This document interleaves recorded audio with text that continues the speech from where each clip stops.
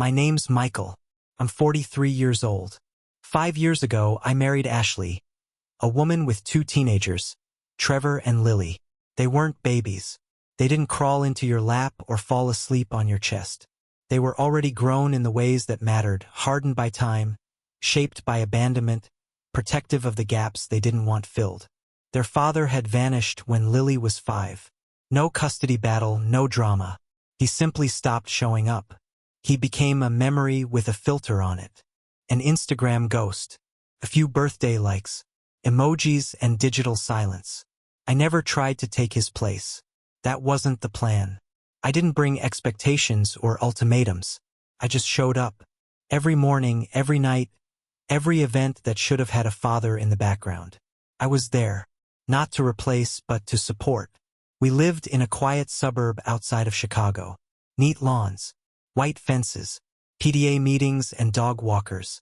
I bought the house 2 months before the wedding, 3 bedrooms, 1.5 baths, a basement I renovated with my own hands. I thought this would be the place. This would be where a real family takes shape. I paid for everything. Not because I wanted gratitude, I'm not that naive, but because it felt right. School supplies, doctor visits, groceries, dance recitals, football cleats. I built shelves in Trevor's room. I replaced the squeaky hinge on Lily's door. Every little chore felt like laying bricks toward a foundation I thought would eventually hold me. And for a little while it worked. Not warmth, not int asterisk Macy, but something like coexistence. Trevor would nod when I walked in. Lily gave me side hugs on her good days. Ashley smiled when I poured her wine after a shift. It was quiet, functional. That was enough. Then Joel came back. He arrived the way cowards always do, loudly. A new truck, music blaring, a smile too wide to be honest. He didn't knock. He messaged Trevor first, then Lily. Within a week, he was back in the picture like he'd never left. Ashley didn't resist. "The kids need a relationship with their dad," she said. No discussion, no hesitation, just a statement of fact like it had been decided long ago. Joel took them to arcades and fast food spots, bought them new shoes and hoodies, stayed up late watching movies I didn't let them watch. He became the hero, the fun one, the one who wasn't tired after a long shift or worried about electricity bills. Suddenly, I wasn't Michael anymore. I was the outsider again. That's when the comments started. "Our dad said you take things too seriously. You're not our real dad anyway. Mom's husband, that's all." Ashley heard it, every time, and said nothing. At first, I convinced myself it was temporary. Teenagers lash out. They test boundaries. But it wasn't that. It wasn't a phase. It was a choice. They were choosing him.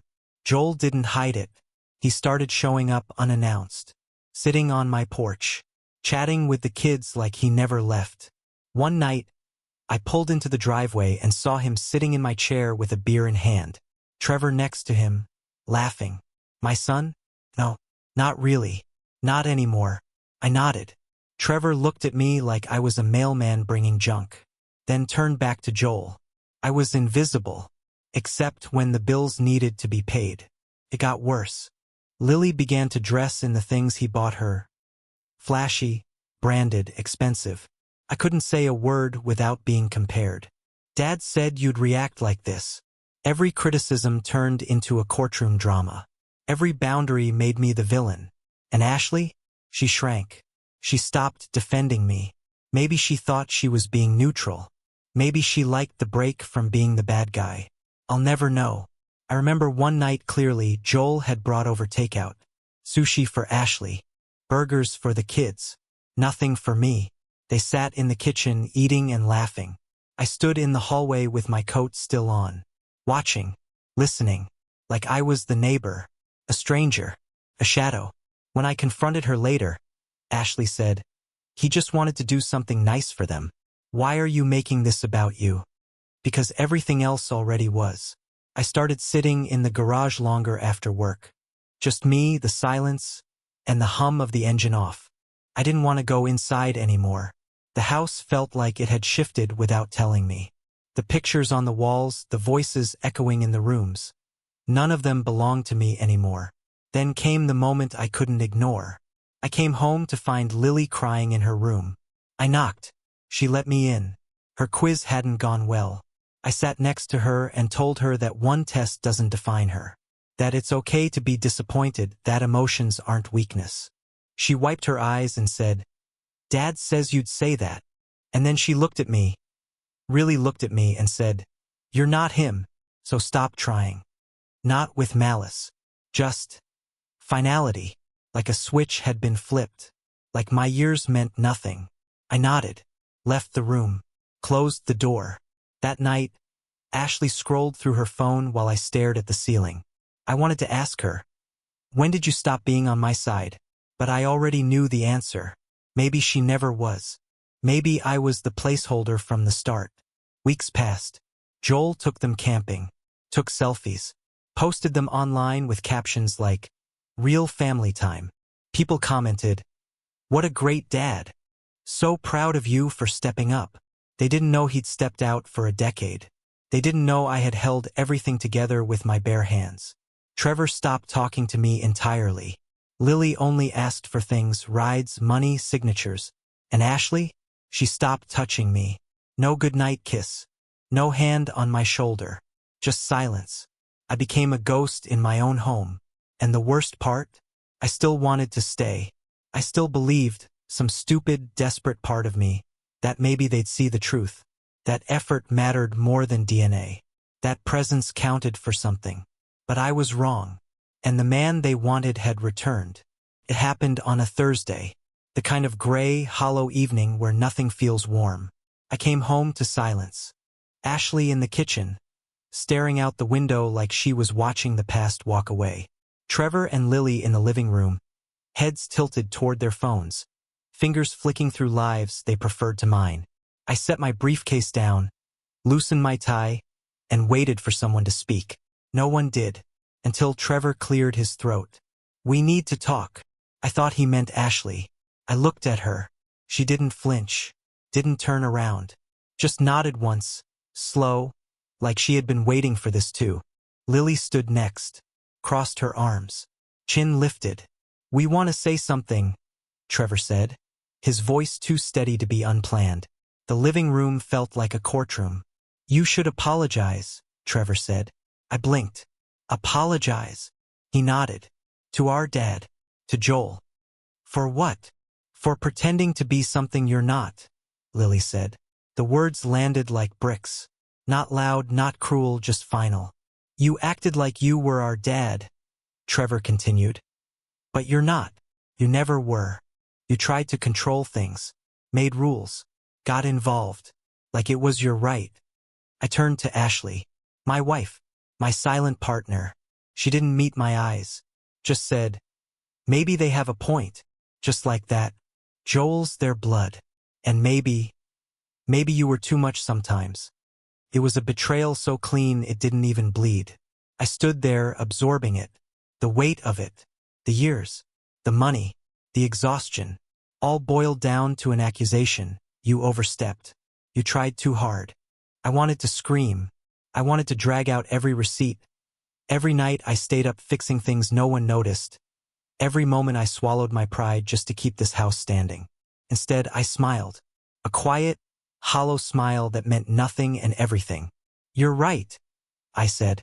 "I do owe someone an apology." Trevor raised his eyebrows. Lily smirked. Ashley exhaled like the weight had lifted. I finished my sentence. "Just not the person you think." Then I turned and walked upstairs. That night, I lay awake for hours. Not sad, not broken, just still. The kind of stillness that comes when you've run out of lies to tell yourself. They didn't hate me. They just didn't see me. And that's worse. I got up early the next day. Earlier than usual. Showered, dressed, ate breakfast alone. Then I did what I should have done years ago. I apologized not to them but to myself. I took 2 weeks off work. Told them it was personal. They didn't ask questions. I met with my lawyer. Filed for divorce. Put the house on the market. Yes, my house. Every wall painted with my hands. Every room arranged around their needs. Gone. I took down the welcome sign on the front porch, replaced it with "for sale," called the bank, canceled the automatic payments to Trevor's college fund, removed Lily from the family insurance, disabled their phone lines, shut down the Netflix account, changed the Wi-Fi password. They didn't notice at first. That night I sat at the table, my usual seat. Ashley cooked dinner, a quiet ritual. The smell of chicken and garlic filled the house. The kids came down. They laughed. Joel had texted them a meme. Funny video. I waited. When Trevor's phone wouldn't connect to Wi-Fi, he frowned. Lily tried hers. No signal. "Michael," Ashley said, cautious. "I changed the password." "Why?" Trevor snapped. "I pay for it." Lily scoffed. "Seriously?" Ashley watched me. Something in her face changed. Maybe recognition. Maybe fear. Trevor stood. "We need it. For school. For everything." I nodded. "Then ask your dad." He stared. Silent. "Ask Joel," I said again. "You said I'm not your father." "You're right." So I stopped pretending. The next morning, the college payment bounced. Trevor got the email.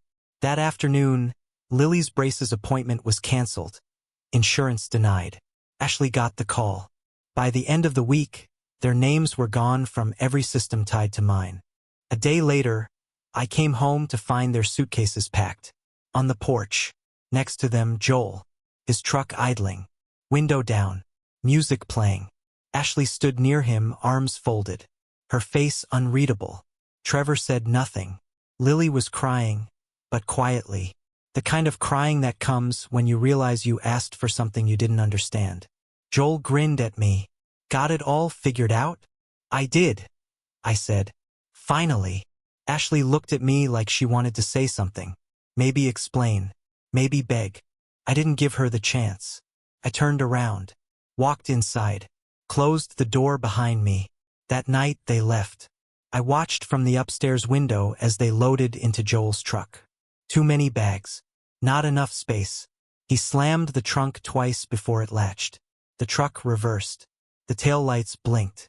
Gone. Just like that. And the silence that followed wasn't empty. It was clean. 2 weeks later, I got a text from Ashley. Said they were staying with Joel's mother. 1-bedroom apartment. Joel was behind on payments.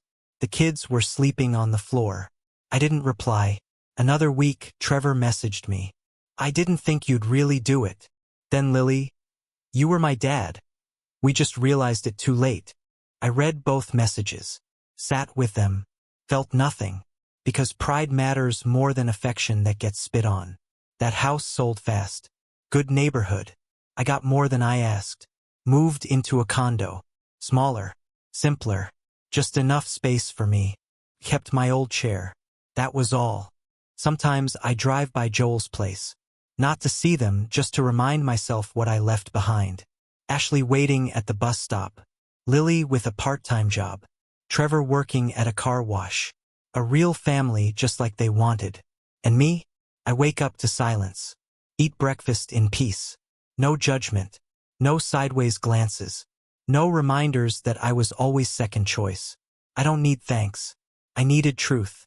And they gave it to me. Joel wasn't ready. He thought fatherhood was a part-time gig, Saturdays, cheap sneakers, fast food, a few selfies for social media.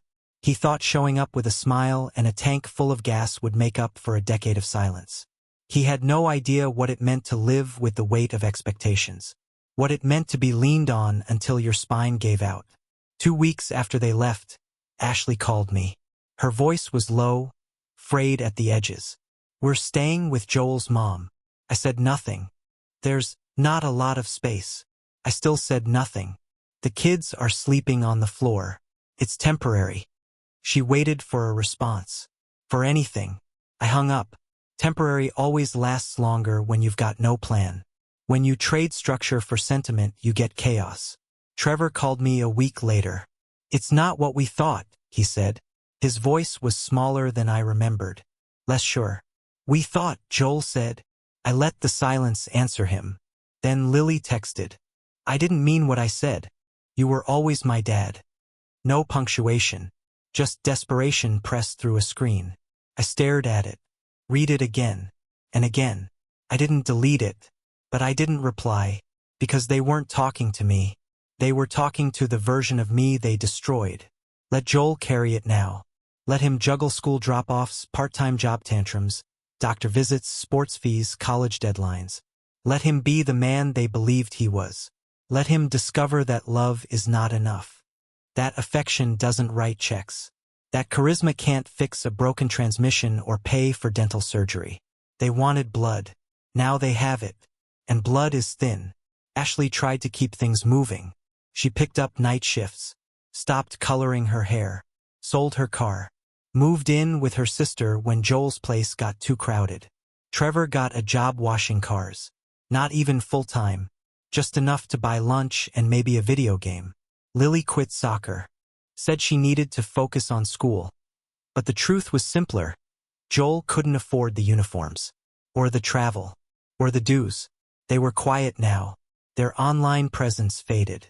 The smiling family posts vanished. Joel stopped tagging them. Maybe the shine wore off. Maybe the comments asking, "Where have you been all these years?"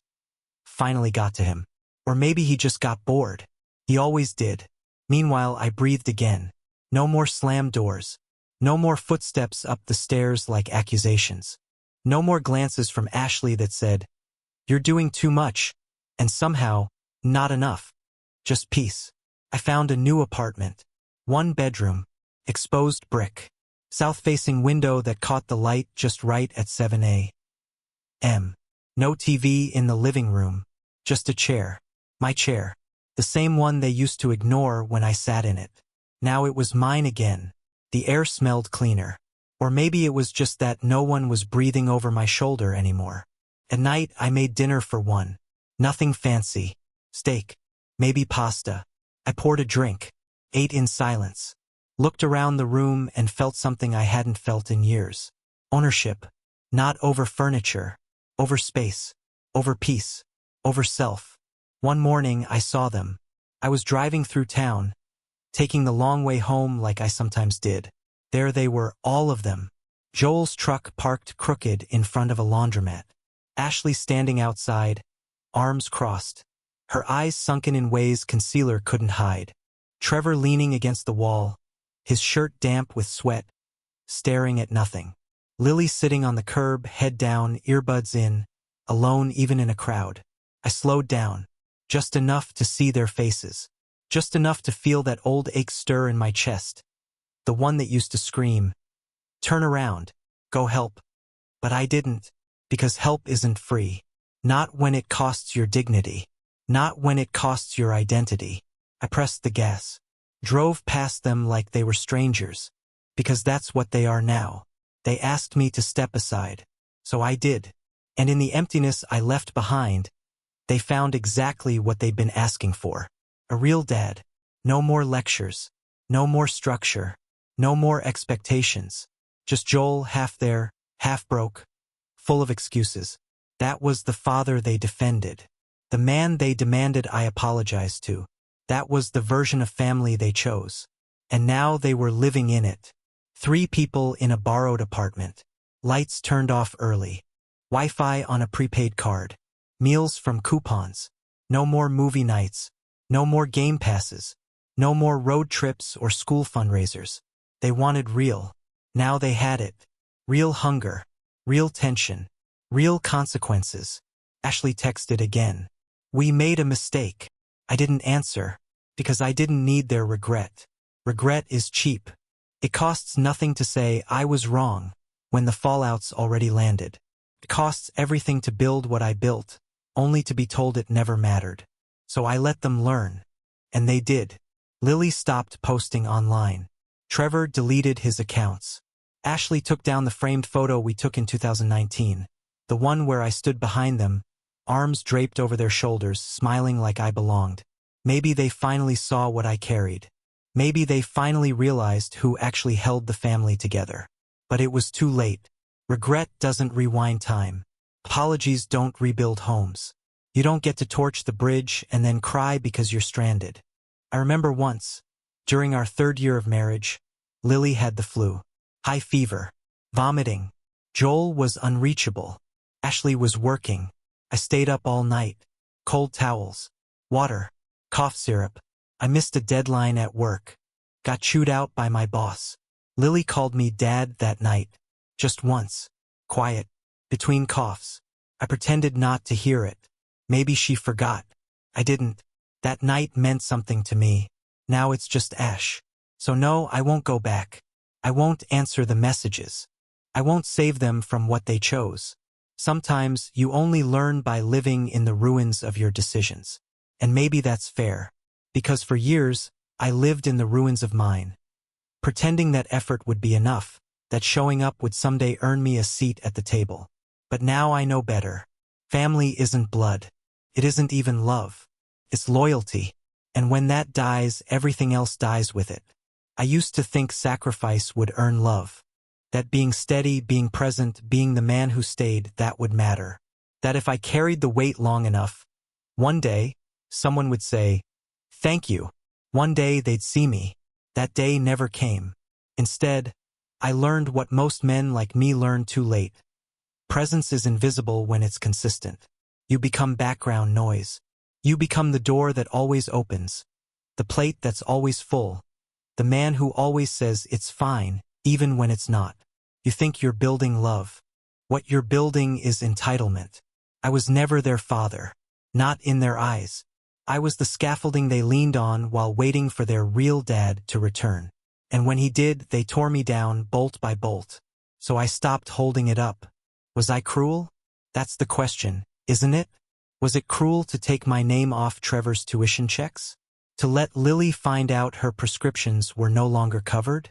To let Ashley realize, too late, that her silence was not neutral? It was permission? Or was I just honest? For the first time, they say fatherhood is about unconditional love.